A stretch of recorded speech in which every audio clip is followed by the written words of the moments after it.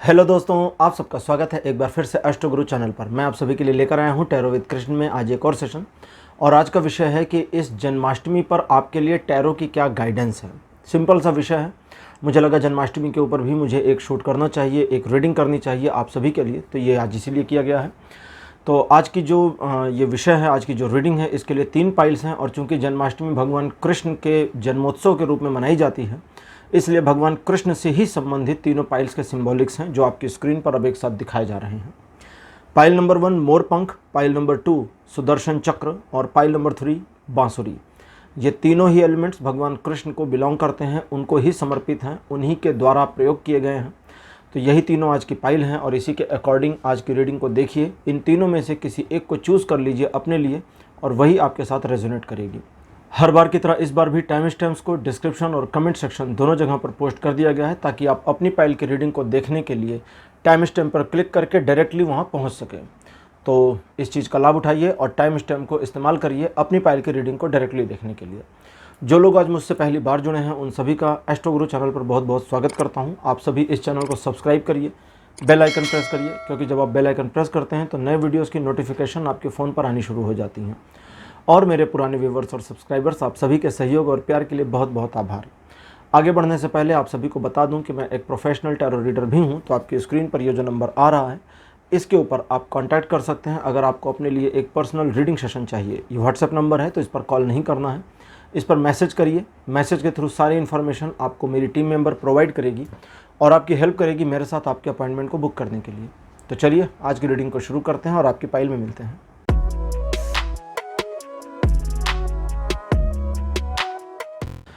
Hello pile number 1, आप सबका स्वागत है आज की रीडिंग में। पाइल नंबर 1 आज का विषय है कि जन्माष्टमी पर टैरो की क्या गाइडेंस है। चूँकि जन्माष्टमी सनातन धर्म का एक पर्व है, भगवान श्री कृष्ण के जन्मोत्सव के रूप में मनाया जाता है, इसलिए आज जो 2 डेक्स में यूज़ करने वाला हूँ आज की रीडिंग के लिए, दोनों ही सनातन धर्म से बिलोंग करती हैं। पहली डेक है योगिनी ओरेकल और दूसरी डेक है गॉड्स एंड गॉडेस। ये दोनों डेक्स सनातन धर्म को समर्पित है। इसमें किसी दूसरे धर्म का प्रादुर्भाव या दूसरे धर्मों के देवता इत्यादि नहीं है। तो चलिए सबसे पहले योगिनी कार्ड से निकालते हैं आपके लिए 5 कार्ड और देखते हैं कि ओरेकल ऑफ द योगिनी आपके लिए क्या इन्फॉर्मेशन देती हैं इस जन्माष्टमी के ऊपर। पहला कार्ड आपके लिए है भवानी। नॉर्मली भवानी को शिव की पत्नी के रूप में जाना जाता है, यानी देवी पार्वती, माता पार्वती को भवानी कहते हैं। लेकिन यहाँ पर ये जो भवानी है, ये 64 योगिनी में से एक भवानी है, यानी माता के जो 64 स्वरूप हैं उनमें से एक है। दूसरा आपके लिए है रमाड़ी। रमाड़ी, इनको रमानी भी कहते हैं वैसे कभी कभी। अहिमाया, ये कार्ड नंबर 3 आपके लिए।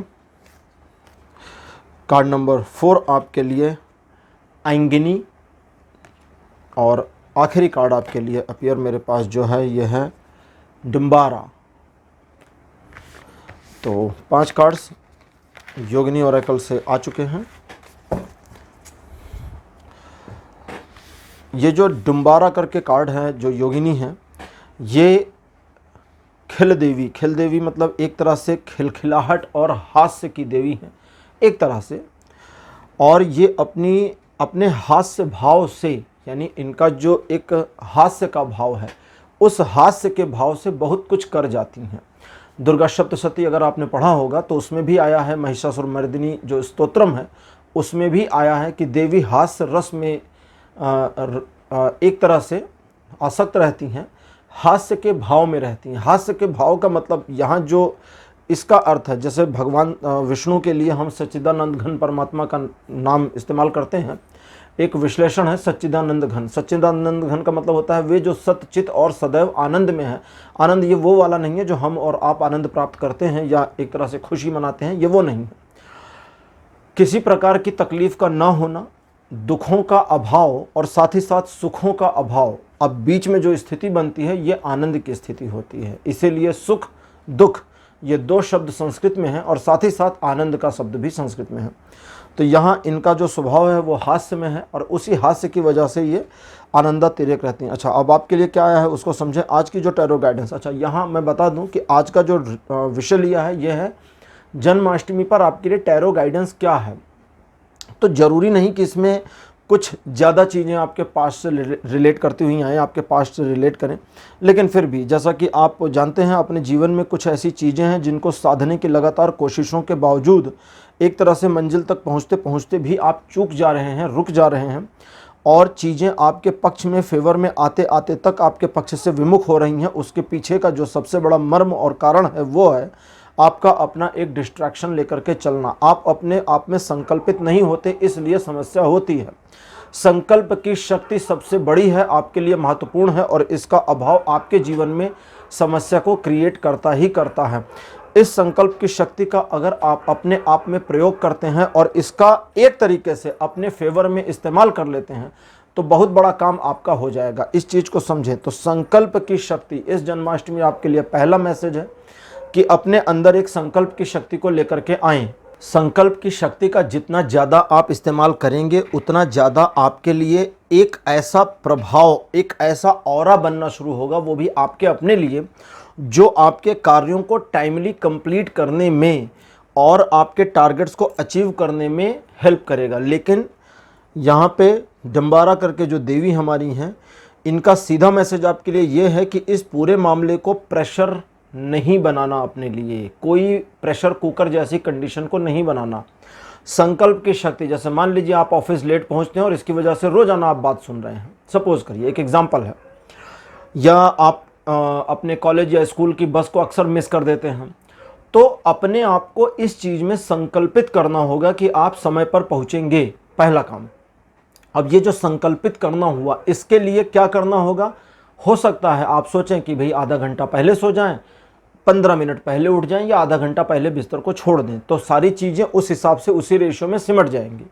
लेकिन यहाँ संकल्प की शक्ति का न होना आपके लिए किसी काम में नहीं आएगा, ये जो आप प्लान बनाएंगे। क्यों? क्योंकि भले आप 1 घंटा पहले उठें, लेकिन संकल्प की शक्ति नहीं है तो आप अपने टाइम को वेस्ट कर ले जाएंगे और फिर उसी समय पर घर से निकलेंगे जिस समय रोज निकल रहे थे। 1 घंटा पहले उठने का कोई फ़ायदा नहीं होगा, और अगर आपने ये किया है तो आपको एहसास होगा, इस चीज़ का एक्सपीरियंस होगा। दैट्स मीन कि अगर संकल्प की शक्ति का उपयोग करना है तो शुरू से लेकर आखिरी तक करना है कि अपने आप के रूटीन को इस तरह से श्रिंक करें कि आप अगर 9 बजे घर से निकल रहे हैं और ऑफिस लेट पहुंच रहे हैं तो 8:40 पर घर से निकल जाएं कि भाई 20 मिनट हमारे हाथ में अगर एक्स्ट्रा हैं, ट्रैफिक वगैरह मिला के फिर भी हम 10 मिनट पहले या 5 मिनट पहले तो पहुंच ही जाएंगे। तो ये चीज़ आपको काम करके दिखाएगी, और यही संकल्प की शक्ति आपको मोटिवेट कर देगी। सिर्फ ऐसा नहीं कि आप ऑफिस टाइम से पहुंच जाएंगे या स्कूल टाइम से पहुंचे, सिर्फ इतना नहीं। संकल्प की शक्ति का इस्तेमाल ये बिल्कुल उस तरह से है जैसे किसी व्यक्ति को सडनली पता चले कि उसके अंदर एक ताकत है। अब उस ताकत को वो मल्टीपल चीज़ों में इस्तेमाल कर सकता है। छोटे बच्चों को जब पता चलता है कि वे चल सकते हैं तो देखिए घर में उत्पात मचा देते हैं। क्यों? क्योंकि उनको पता चल गया कि उनके पैरों में शक्ति है, वो चल सकते हैं। ये सारी चीज़ें आप पर लागू होती हैं। तो संकल्प की शक्ति सबसे पहला है। और दूसरा क्या है? अगर कहीं ज़रूरत पड़ती है, अहिमाया कहती हैं कि अगर कहीं ज़रूरत पड़ती है एक आडंबर करने की, एक मुखौटा ओढ़कर चलने की, एक ऐसी सिचुएशन क्रिएट करने की जहां आपके चारों ओर एक ऐसा माहौल क्रिएट हो जाए जो आपकी इमेज को इम्प्रूव करे, आपको ग्रो करने में मदद करे, भले उसमें कुछ झूठ का पुट ऐड हो, शामिल हो, तो कुछ झूठ जरूरी भी है हमारे जीवन के लिए। हर चीज़ सत्यता में नहीं हो सकती, हर एक सत्य जरूरी नहीं कि आपको फ़ायदा ही करे। ईश्वर ने पूरी दुनिया बनाई है, ज्ञानी कहते हैं ये सब मिथ्या है, माया है। मिथ्या और माया, मिथ्या मतलब झूठ। ये दुनिया सचमुच में झूठ है, ये दुनिया सचमुच में माया है। कैसे है? आपको उपनिषद जानने पड़ेंगे। उपनिषद कैसे जानेंगे? उसके लिए मेरे वीडियोस देखिए उपनिषद पर, मेरे दूसरे चैनल पर। सारी जानकारी और सारी चीज़ें यहाँ बताने पर ना फिर वो खो जाती हैं। मेरे कई ऐसे व्यूवर्स हैं और कई ऐसे जान पहचान के भी लोग हैं जो कहते हैं कि ये जब रीडिंग के बीच में चीज़ें बताता हूँ और उनको अगर दोबारा सुनना है तो उसका कोई उपाय नहीं है, क्योंकि भूल भी गए कि वो कौन से वीडियो में था। तो इसलिए उपनिषदों पर मैं एक अलग पूरा सीरीज़ बना रहा हूँ जो मेरे दूसरे चैनल पर है। बहुत सारे वीडियोस उसके पब्लिश हो चुके हैं, लगातार आ रहे हैं, तो उसका लिंक जो है नीचे डिस्क्रिप्शन में दिया है, आप देख सकते हैं। तो यहाँ आपको अपने आप को एक आडंबर में ढालना है, और उस आडंबर में ढालना नहीं है बल्कि उसका उपयोग और भरपूर उपयोग करना है। लेकिन उन लोगों से इस बार एक छोटा सा संकल्प और साथ में लेना है। भैरवी कहती हैं भवानी कहती हैं कि आपको अपने शत्रुओं के प्रति दया की भावना को बंद कर देना होगा। जब शत्रुओं के प्रति दया की भावना के बंद करने के बारे में वे आगाह करती हैं तो वे कहती हैं कि ऐसे मामलों में आपको यह ध्यान रखना होगा कि उन लोगों के प्रति आपके व्यवहार में ढीला रवैया ना हो, और अगर वे परेशानी में हैं तो शांत रहिए और देखिए कि वे तनाव और परेशानी में हैं। योगिनी और ऑरेकल के बाद अब देखते हैं कि गॉड्स एंड गॉडेस, यानी कि जो हमारा सनातन धर्म का डेक है, इसको मैं गॉड्स एंड गॉडेस की बजाय सनातन डेक कहूँ, सनातन ऑरेकल कहूँ तो ज़्यादा अच्छा रहेगा। इसका नाम इनको हिंदी में रखना चाहिए था, बड़ा प्यारा लगता, लेकिन अब क्या कहें, एक कंपनी है, उनने जो मन में आया सो बनाया। पहला कार्ड आपके लिए मेरे पास अपीयर, ये है गायत्री देवी, यानी कि माता गायत्री। सेकंड पोजीशन पर आपके लिए हैं श्री कृष्ण। जन्माष्टमी के ऊपर रीडिंग में भगवान कृष्ण का आना एक ब्लेसिंग जैसा है। कामदेव, कामदेव के बारे में बता दूं कि भगवान का ये जो कामदेव हैं ये भगवान शंकर की तीसरे आंख से, तृतीय नेत्र से अपने शरीर को लॉस कर गए थे, इनके शरीर को भस्म कर दिया था। लेकिन ऐसा नहीं है कि तब इनकी शक्तियां क्षीण हो गई थी, ये अशरीरी रूप में थे और अपना काम कर रहे थे। लेकिन इनको शरीर प्राप्त होता है तब जब भगवान कृष्ण का पुत्र का जन्म होता है, उस रूप में कामदेव का फिर से पुनरागमन हो जाता है। तो भगवान कृष्ण का इससे एक लेना देना है। तीसरे के बाद चौथा कार्ड है काली माता का, और आखिरी कार्ड आपके लिए अपीयर हुआ है मेरे पास यमुना देवी। माता काली 10 महाविद्या में से एक हैं। 10 महाविद्याएं बहुत प्रभावकारी और प्रभावशाली मानी गई हैं तंत्रों में। तो माता काली के बारे में 10 महाविद्या के उनके स्वरूप के बारे में जानने के लिए नीचे डिस्क्रिप्शन में लिंक दिया गया है, आप जाकर के वीडियो को देख सकते हैं इस रीडिंग के बाद में और लाभ उठा सकते हैं। भगवान कृष्ण के बेटे का नाम था प्रद्युम्न, ठीक है। तो कामदेव का उनके रूप में द्वापर युग में पुनर्जन्म हुआ था जब भगवान कृष्ण के पुत्र बने थे। तो अब आपके लिए 2-3 चीज़ें समझें। अच्छा, एक मज़ेदार चीज़ यहाँ पर आई है और मुझे उम्मीद नहीं थी कि इस तरह की चीज़ आएगी, वो है कि गायत्री मंत्र का जब आप प्रारंभ करना चाहें तो ये कंडीशनल, मैं बोलने वाला था करना है, लेकिन माता गायत्री कहती नहीं, ये कंडीशनल नहीं है, ये चाहें तो कर सकते हैं, ना चाहें तो ना करें।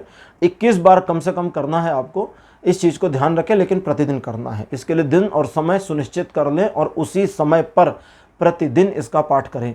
समय को बिल्कुल सुनिश्चित कर लें। अगर आपने सुबह 8 बजे का प्लान कर लिया है तो ध्यान रखिए कि सुबह जल्दी उठिए, नहाइए धोइए और 8 बजे बैठ जाइए। एक निश्चित समय पर, एक पुरानी कहावत है, आप लोगों ने सुना होगा, गांव में कहते रसरी आवत जात ते सिल पर पड़े निशान। कुएं पर जो पत्थर होता है, कुएं की रस्सी के निशान से, कुएं की रस्सी के आने जाने से उसमें होल हो जाता है, गहरा हो जाता है वो निशान। रस्सी में ताकत नहीं होती है, ठीक है, लेकिन वो पत्थर बहुत ताकतवर होता है। उसके बावजूद सालों की रगड़ उस पत्थर को घिस करके उसके बीच में एक गड्ढा बना देती है, एक सकरी नाली सी बना देती है। तो यहाँ गायत्री देवी का जो यहाँ पर इन्फ्लेंशन आ रहा है, 21 टाइम डेली गायत्री मंत्र का जप अगर आप एक निश्चित समय पर करेंगे तो डेली वहीं पर चोट पड़ेगी, डेली उसी समय पर 21 मंत्रों की चोट पड़ेगी। और जल्दी जल्दी बुदबुदा के भाग मत जाइएगा। इत्मीनान से बैठकर आंखें बंद करके, बहुत सिंपल सा है, ओम भूर्भुवः स्वः तत्सवितुर्वरेण्यं भर्गो देवस्य धीमहि धियो यो नः प्रचोदयात्। बहुत इत्मीनान से, मैं भी थोड़ा जल्दी ही बोल गया हूँ, एकदम आराम से प्यार से उसको राग में लगिए। 21 मंत्रों में 3 मिनट 4 मिनट से ज़्यादा नहीं लगने वाले, ठीक है, आराम से करिए। इसका बहुत बड़ा प्रभाव आपको मिलेगा। किसी फल की इच्छा से वो मना कर रही हैं, मैं सोचा देखूं कि क्या होने वाला है। कोई इच्छा विच्छा नहीं, किसी फल की इच्छा नहीं करिए, यूं ही मंत्र का जप कर लीजिए। जीवन में बहुत बड़े बड़े परिवर्तन आएंगे, बहुत बड़े बड़े चीज़ें हो जाएंगी, और क्या क्या हो जाएंगे वो मत जानिए, कह रही हैं बस बताओ, चुप हो जाओ।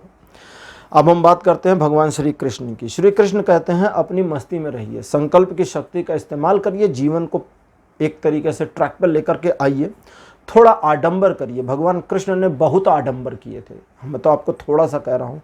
कृष्ण से ज़्यादा आडंबर करने वाला, कृष्ण से ज़्यादा वर्सटाइल पर्सनालिटी का इंसान शायद इस दुनिया में, इस धरती पे कोई नहीं हुआ। भगवान राम के बाद भगवान कृष्ण का जो आगमन था, भगवान विष्णु का इस रूप में, हम कहते हैं कि राम अंश अवतार थे। मत्स्य अवतार से लेकर के भगवान राम तक के उनके सभी अवतार अंशावतार माने गए हैं। अंशावतार मतलब वैकुंठ में वे जैसे हैं वैसे हैं और अपने एक अंश के रूप में यहाँ प्रकट हो गए। और वो अंश भी अपने आप में एक संपूर्णता लिए है। लेकिन जब कृष्ण के रूप में आते हैं तो हम कहते हैं ये पूर्ण अवतार है, 8वां वाला पूर्ण अवतार। क्यों? क्योंकि अब की बारी कुछ बचाया नहीं, जैसे हैं तैसे आ गए, कोई अंश वंश नहीं, एग्जैक्ट सेम टू सेम आ गए, कुछ छोड़ा ही नहीं उन्होंने, इसलिए कंप्लीट हैं। और जब ये कंप्लीट हैं तो कुछ भी करने से डरते नहीं हैं। राम एक हिचक में आते हैं, राम नैतिकता से अनैतिकता की ओर नहीं जा सकते, ठीक है। परशुराम अपने कर्तव्य से दूसरी तरफ नहीं मुड़ सकते हैं, कृष्ण किसी भी ओर मुड़ सकते थे। इन्होंने कहा था शस्त्र नहीं उठाऊंगा, और भीष्म पितामह को मारने के लिए शस्त्र तो नहीं उठाया, लेकिन रथ के पहिए को शस्त्र बना करके दौड़ उठे थे। और अगर अर्जुन न पकड़ते, पितामह ने रख दिया था, ये मारते, तो शायद पितामह जो इच्छा मृत्यु का वरदान प्राप्त किए थे, इनके हाथों मृत्यु का वरदान ले लेते, यमराज को बुलाते, कहते अब तो कृष्ण के हाथों ही इस मृत्यु का आनंद आने दो। तो बहुत कुछ इनके जीवन में हुआ। कृष्ण कहते हैं आनंद पूर्वक एक ऐसी श्रृंखला बनाने की शुरू करें अपनी जिंदगी में, अपने जीवन में एक ऐसी श्रृंखला, मीन्स एक ऐसा स्टेप बाय स्टेप सिचुएशन को बनाना शुरू करें जो आपके जीवन में लोगों का आपके प्रति एक ऐसा व्यवहार लेकर आना शुरू करे जहां सभी को आप पसंद आ जाएं। आप पसंद कब आते हैं दूसरों को? सिर्फ उस समय पसंद आते हैं जब आप दूसरों के मन की बातों को करते हैं या सुनते हैं। तो कामदेव कहते हैं सुनोगे तो लोग पसंद करेंगे, और लोग पसंद करेंगे तो लोग प्यार करने लगेंगे। करके देखिएगा। अच्छा दूसरा, अच्छा यहाँ पर तो ये हो गया। अब काली जो है वो जानती हैं कि आपके अपने व्यक्तित्व में किस चीज़ की कितनी महत्ता है और किस चीज़ में कितनी लिमिटेशंस हैं। तो वो कहती हैं कि सीधे, अच्छे, प्यारे और ग्राही, यानी कि लोगों के एक्सेप्टेंस को पाने के लिए अपने आप को भूलना मत, यानी कि डोमिनेटिंग नेचर नहीं बना लेना है। अपने ग्रेस को बरकरार रखो, बनाए रखो, और जब तुम ये कर पाओगे तब तुम्हारा जो व्यक्तित्व है ये निखर कर खुल कर सामने आएगा, और आप जिस तरह से चाहोगे उस तरह से चीज़ों को अपने हिसाब से अपने फ़ायदे के लिए मोड़ भी पाओगे और इस्तेमाल भी कर पाओगे। तो पाइल नंबर 1 ये थी आपके लिए आज की रीडिंग। आज की रीडिंग आपको कैसी लगी? अपने एक्सपीरियंस, अपने अनुभव कमेंट सेक्शन में ज़रूर लिखिए। इस वीडियो को लाइक करिए, शेयर करिए और चैनल को सब्सक्राइब करना मत भूलिएगा। अगले वीडियो में आपसे फिर मिलूंगा। Bye bye.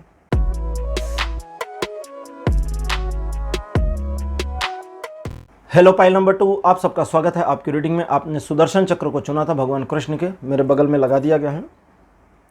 सुदर्शन चक्र के बारे में एक बड़ी महत्वपूर्ण बात बताता हूँ। भगवान कृष्ण और भगवान विष्णु दोनों के पास जो चक्र है इसका नाम ही सुदर्शन है। ऐसा नहीं कि भगवान विष्णु के चक्र का नाम कुछ और हो, वो भी और ये भी, दोनों का नाम ही सुदर्शन है। तो एक ही चक्र को ये दोनों साझा करते थे, और चूंकि कृष्ण अपने ही जीवन काल में चक्रधारी कृष्ण के रूप में मशहूर हो चुके थे, फेमस हो चुके थे, इसलिए उनके ही जीवन काल में इसी वजह से और इनके कई क्रियाकलापों की वजह से इनके जीवन काल में ही इनको भगवान विष्णु का अवतार मान लिया गया था। तो इस भगवान राम को हालांकि उस समय नहीं माना था, लोग बड़ी उनका आदर सम्मान करते थे। वाल्मीकि रामायण में भी भगवान राम को अलौकिक और अवतारी पुरुष के रूप में चित्रित नहीं किया गया है, वो तुलसीदास के रामचरितमानस में किया गया है।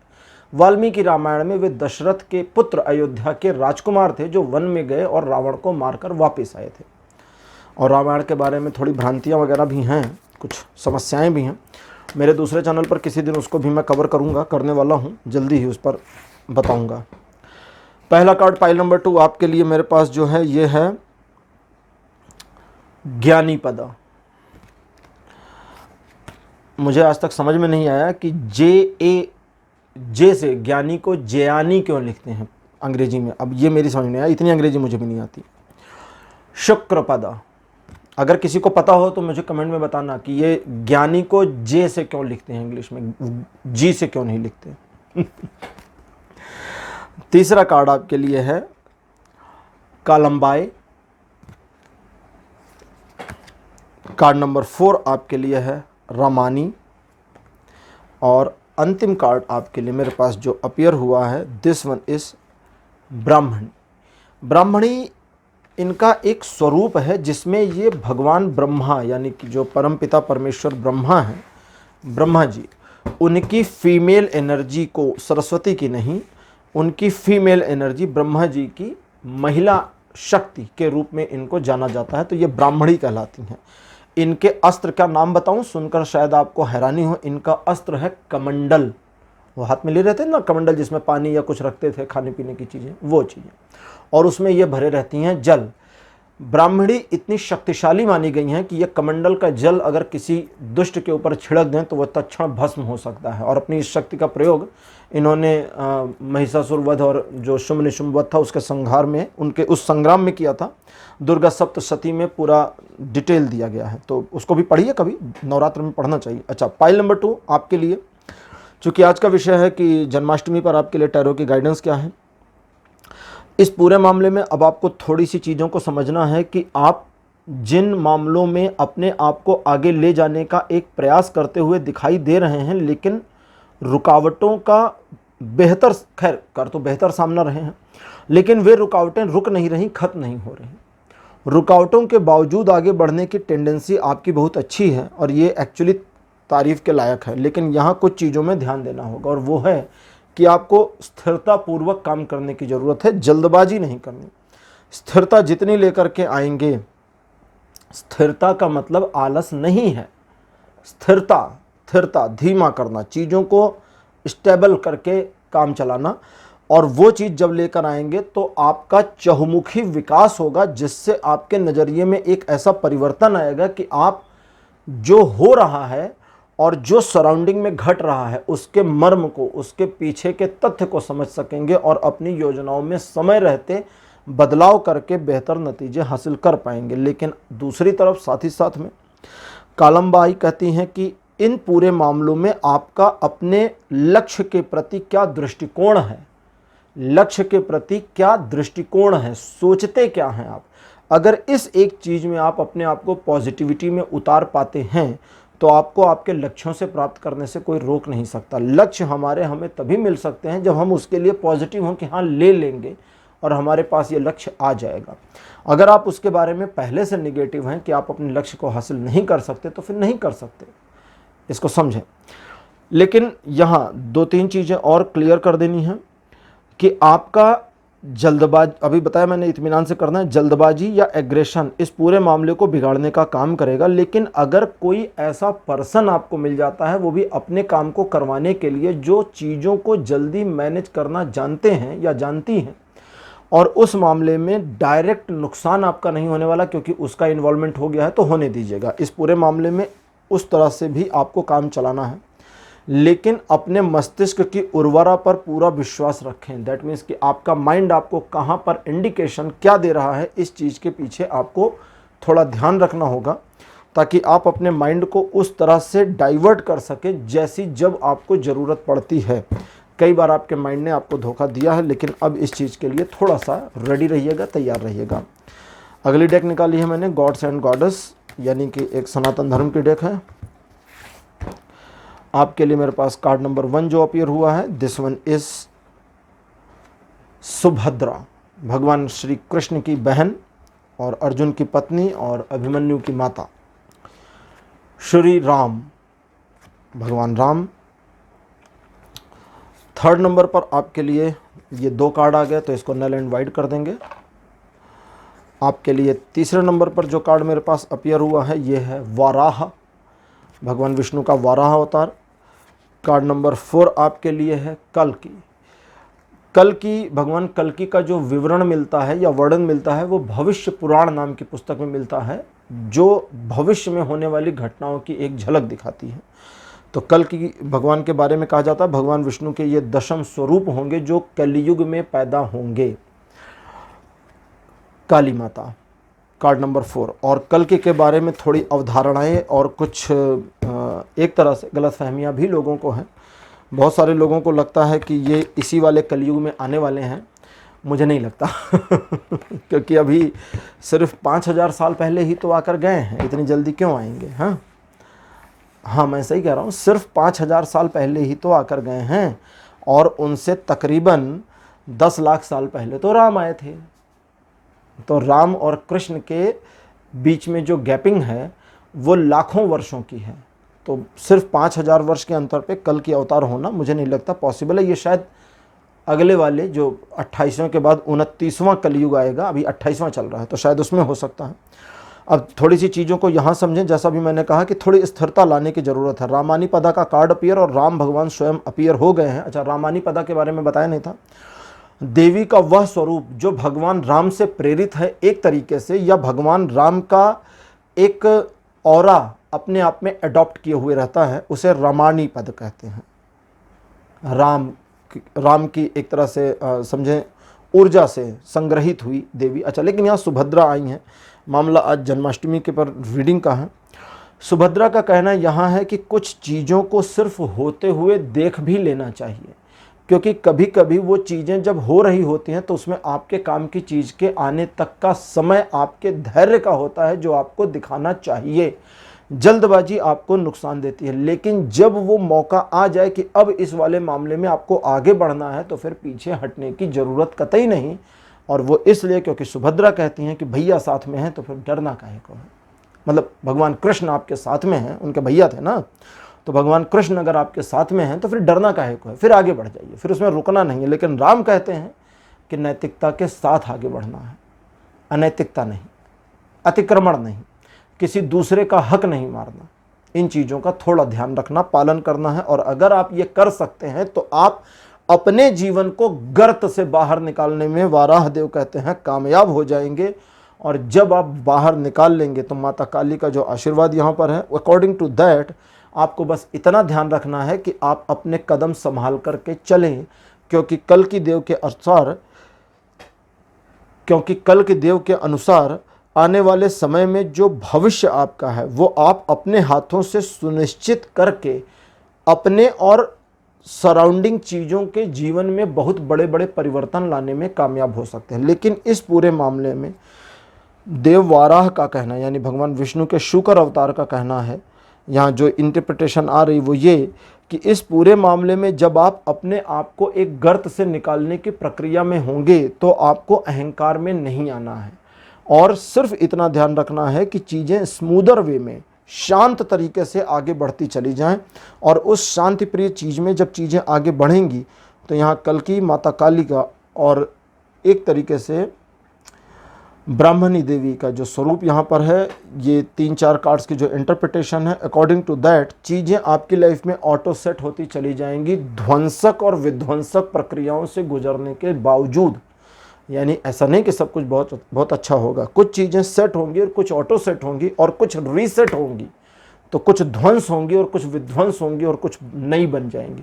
तो ये सारी चीज़ें जब सेट होंगी एक बार तो आप एक उस सिचुएशन में होंगे जहां आप एक ऐसी पोजीशन को एक्वायर करेंगे जो आपके जीवन को स्थिरता भी प्रदान कर देगा, और आपके अंदर की स्थिरता जो अभी मैंने आपको बताई कि आपको लानी है उसके साथ चीज़ों को सिंक कर देगा और आपके जीवन को ट्रैक पे रख देगा। तो पाइल नंबर 2 ये थे आपके लिए आज की रीडिंग। आज की रीडिंग आपको कैसी लगी, अपने एक्सपीरियंस, अपने अनुभव कमेंट सेक्शन में ज़रूर लिखिए।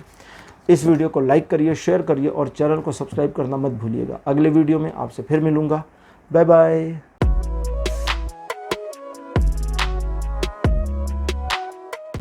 हेलो पाइल नंबर 3, आप सबका स्वागत है आपकी रीडिंग में। आपने बांसुरी चुना था। भगवान कृष्ण बांसुरी वादक कहे गए हैं, बांसुरी बजाते थे, उनको बहुत पसंद थी। बगल में मेरे लगा दी गई है भगवान कृष्ण के हाथों में बांसुरी।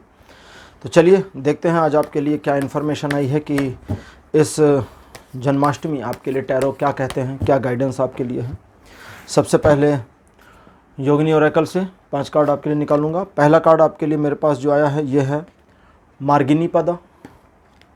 सेकंड पोजीशन पर आपके लिए जो है ये है शौतिरहर्म। इनका नाम थोड़ा सा कठिन है। इनका जो स्वरूप है एक तरह से इनको जो बिडाल होती हैं यानी बिल्ली होती हैं उनकी देवियों के रूप में माना जा सकता है। और तीसरा कार्ड आपके लिए है चामुंडी। माता चामुंडी जो हैं या चामुंडा, इनको तो जानते ही होंगे। इनका नाम दुर्गा सप्तशती में आप लोगों ने पढ़ा होगा, और जब रक्त बीज नाम का राक्षस था तो उस समय इनका प्रादुर्भाव हुआ था, तो उसकी कहानी तो खैर पता भी होगी और अगर कभी मौका मिलेगा तो ज़रूर आपको सुनाऊंगा। सिंहला जो भगवान विष्णु का नरसिंह अवतार था उसकी फीमेल एनर्जी है। और एंगिनी एंगनी 5वें नंबर पर।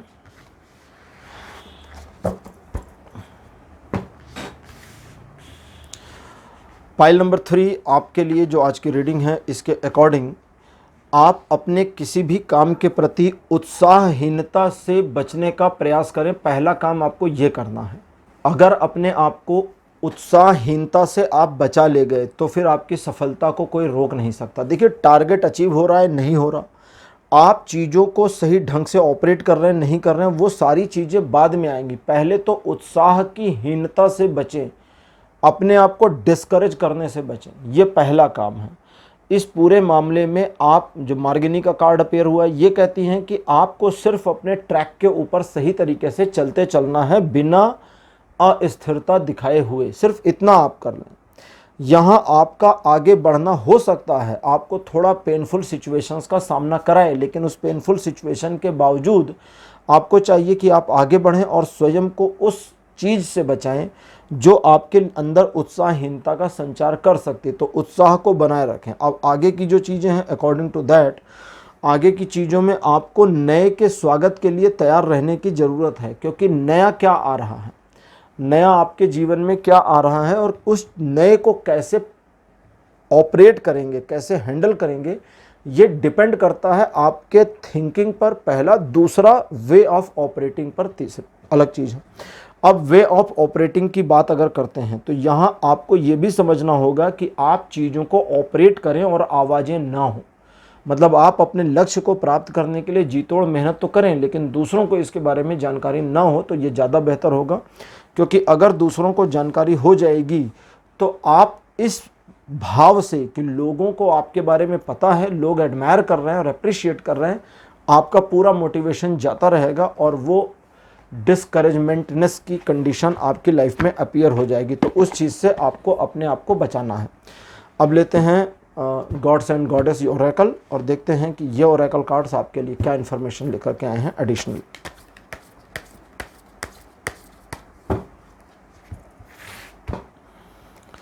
आपके लिए मेरे पास जो कार्ड नंबर 1 अपीयर हुआ है, दिस वन इज सुभद्रा।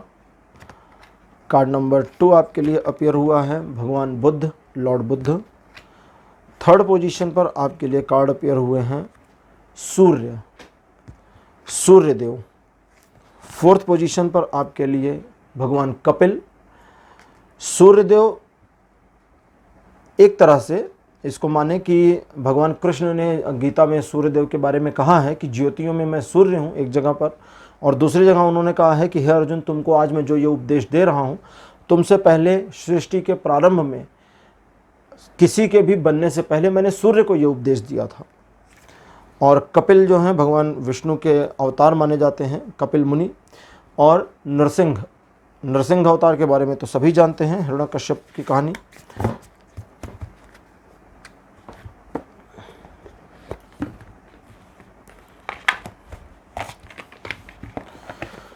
चलिए अब देखते हैं कि गॉड्स एंड गॉडेस आपके लिए क्या इन्फॉर्मेशन लेकर के आए हैं।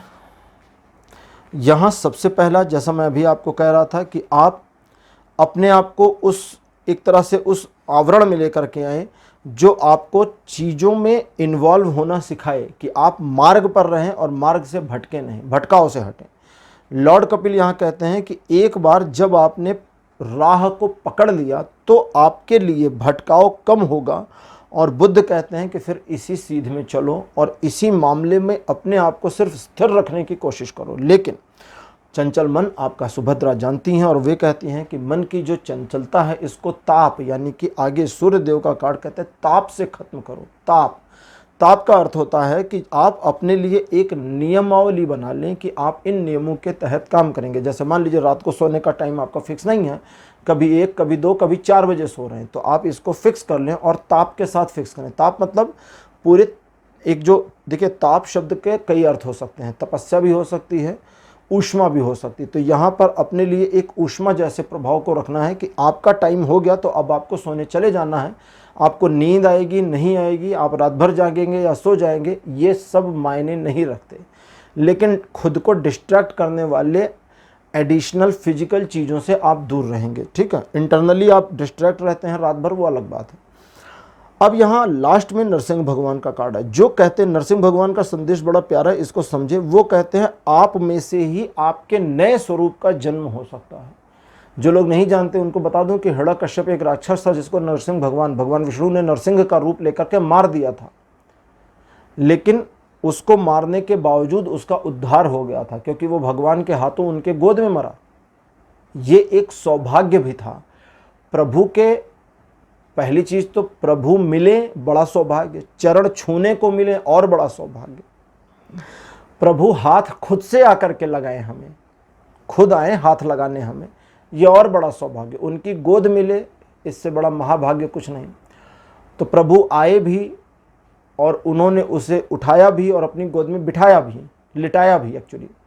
तो ये सारी चीज़ें एक सौभाग्य कारक स्थिति की ओर हिरण्यकश्यप को ले गई। बाद में उन्होंने उसका वध किया, उसको मारा, क्योंकि उसको मारना ही जरूरी था। तो प्रभु के हाथों ही उसका उद्धार भी हुआ, तो इसलिए वो उद्धारित हो गया, उसके सारे पाप नष्ट हुए थे। तो यहाँ कुल मिलाकर आप में से ही आपके नए वर्जन का निकलना, आपके नए स्वरूप का बाहर निकलना, आपके नए स्वरूप का परिलक्षित हो जाना, और न सिर्फ परिलक्षित होना बल्कि आपका उस नए स्वरूप को देखना और अपने आप को इस चीज़ के लिए प्रिपेयर करना कि उस नए स्वरूप को नए कलेवर में ढाल करके आप अपने लिए एक बेहतर इंसान, ध्यान से सुनिए, अपने लिए एक बेहतर इंसान बनने का प्रयास करेंगे। इस पूरे मामले में सूर्य देव का कार्ड है, जो कहते हैं कि आपके उत्साहवर्धन में अगर कमी नहीं आती तो आने वाले समय में आपके स्वाभिमान में और आपके सम्मान में कहीं से कोई आंच नहीं आएगी, कमी नहीं आएगी। लेकिन भगवान बुद्ध जो कहना चाहते हैं उस बात को भी ध्यान रखें। साथ ही साथ भगवान बुद्ध और कपिल दोनों ही एक ही चीज़ कहना चाहते हैं, और वो ये है कि आप जानते रहें भीतर से कि आप कौन हैं। लौ का स्थिर होना जरूरी है, वरना लौ बाहरी आडंबरों से खो जाएगी, और अगर एक बार खो गई, आपने अपने ही व्यक्तित्व को गुम कर दिया, तो फिर आप पता नहीं कौन हो जाएंगे। तो इस चीज़ का आपको ध्यान रखना है।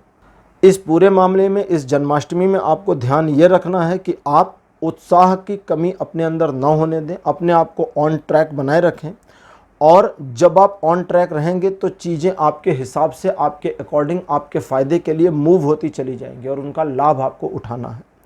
लेकिन अपने अंदर की स्थिरता को बनाए रखें, लौ को स्थिर बनाने की कोशिश करें, क्योंकि एक स्थिर लौ के चारों ओर की जो आभा और रोशनी होती है वो बहुत ज़्यादा फैलाव में आती है, जबकि फड़फड़ाता हुआ दिया सही तरह से रोशनी नहीं देता। तो स्थिरता बहुत ज़रूरी है। पाइल नंबर 3 ये थी आपके लिए आज की रीडिंग। आज की रीडिंग आपको कैसी लगी, अपने एक्सपीरियंस, अपने अनुभव कमेंट सेक्शन में ज़रूर लिखिए। इस वीडियो को लाइक करिए, शेयर करिए और चैनल को सब्सक्राइब करना मत भूलिएगा। अगले वीडियो में आपसे फिर मिलूँगा। Bye bye.